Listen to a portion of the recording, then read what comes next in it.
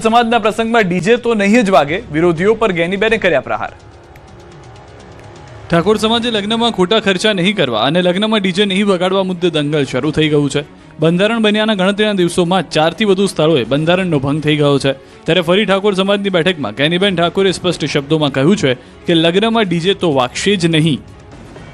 વાવ થરાદના ભાભર ગામની ગાયત્રી ગર્લ્સ હાઈસ્કૂલમાં ઠાકોર સમાજની સામાજિક બેઠક મળી, જેમાં સાંસદ અને ઠાકોર સમાજના આગેવાન ગેનીબેન ઠાકોર, સ્વરૂપજી ઠાકોર સહિતના આગેવાનો ઉપસ્થિત રહ્યા। બેઠકમાં ગામે ગામ બંધારણ બાબતે સમિતિઓ બનાવવા મામલે ચર્ચાઓ થઈ, તો બેઠકમાં બંધારણમાં થયેલા ભંગ અને પ્રતિબંધ હોવા છતાં વાગેલા ડીજેને લઈને ચર્ચા થઈ।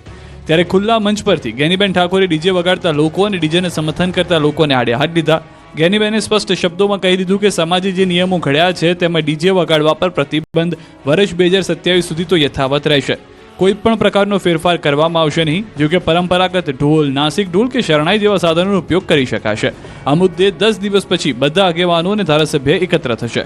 સમાજો છે એ પણ જ્યારે આપણી આ હારી વાતને આવકારતા હોય તો 1% કે 2% કઈ નાના મોટા લોકો એના માટેથી ધંધો રોજગાર કરતા હોય એવી ટીકા કરવા વાળાને કોઈ સરેન્ડર ના હોય।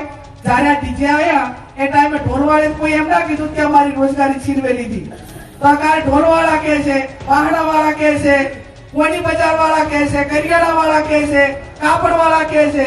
એટલે આ બાબતમાં જે હવે બજેટ 2026 નું પાસ થઈ ગયું એ હત્યાવી પહેલા આ બજેટમાં હું વ્યક્તિગત રીતે સમાજ વતી કહું છું કે કાંઈ ફેરફાર થવાનો નથી।